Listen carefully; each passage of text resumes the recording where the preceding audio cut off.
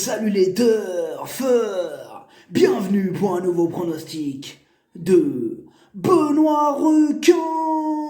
Merci pour vos likes, pour vos commentaires. N'hésitez pas à vous abonner pour recevoir tous mes pronostics tous les jours. Ok, place au pronostic du Quintet du lundi 16 décembre. Direction Deauville sur la PSF des Tocards pour le prix de Sainte-Mère Église.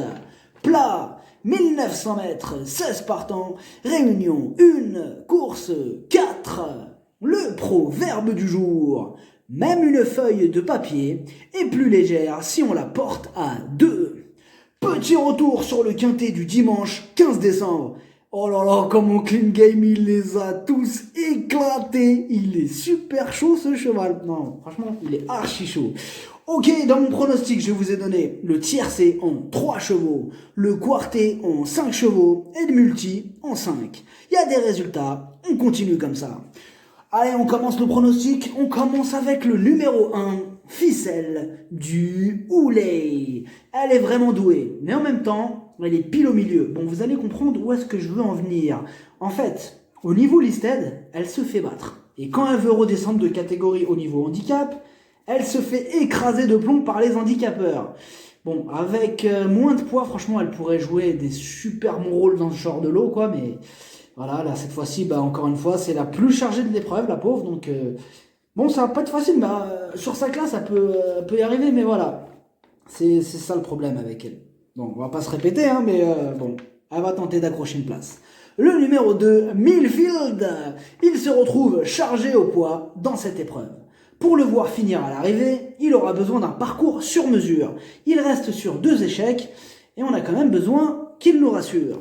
Le numéro 3, El Magnifico, en 5 courses, une seule fois à l'arrivée. Il n'est vraiment pas régulier, en tout cas ces derniers temps. Bon, il est un peu aussi dans le même cas de figure que les 2 premiers, c'est-à-dire que il est de plus en plus chargé. Ça sera kit ou double.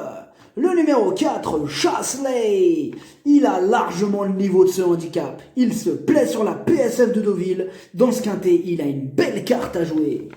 Le numéro 5, Lady Sydney, elle est en plein dans sa catégorie. Elle vient de décevoir, mais mieux vaut ne pas la condamner trop vite, car il y a de la revanche dans l'air.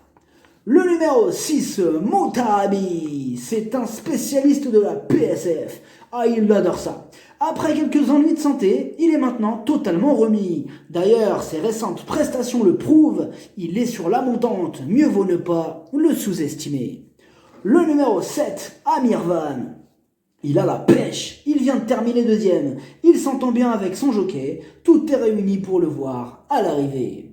Le numéro 8, Magical Forest, son défaut, elle ne répète pas ses bonnes sorties. Elle retrouve une distance qui l'avantage. Mais comme d'habitude avec elle, ce sera tout ou rien. Le numéro 9, Aya of Fortune. Elle aussi n'est pas un modèle de régularité. Et sur la PSF, ça n'a pas l'air d'être sa tasse de thé, quoi. Hein. Mais c'est du plat. Et dans cette discipline, bien souvent, les outsiders sont rois. Le numéro 10, Shayla's Treat, ses 5 dernières courses, 5 fois à l'arrivée, dont 3 victoires. Il est en forme, mais il monte de catégorie. Il va faire de son mieux pour obtenir le meilleur classement. Le numéro 11, Kevillon. Ses 3 dernières courses sont excellentes, mais cette fois-ci, le niveau est plus relevé. Il va tenter à l'aide d'un bon parcours de troubler la fête.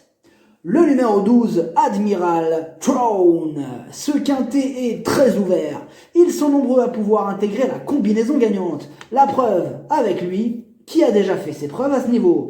Il reste sur 2 échecs, mais s'il montre son vrai visage, il peut faire très mal. Attention à lui. Le numéro 13, Tim. Dans l'ensemble, il est très régulier, mais il n'a pas beaucoup de marge de manœuvre dans cette épreuve. C'est la PSF et tout est possible, donc sur sa forme, on pourrait l'inclure à la rigueur dans un champ réduit. Le numéro 14, Majula, elle reste sur 3 défaites consécutives, difficile de lui accorder notre confiance dans ces conditions. Le numéro 15, Heir to the Throne. Il n'a plus à faire ses preuves à ce niveau de compétition. En bas de tableau, il va défendre chèrement ses chances.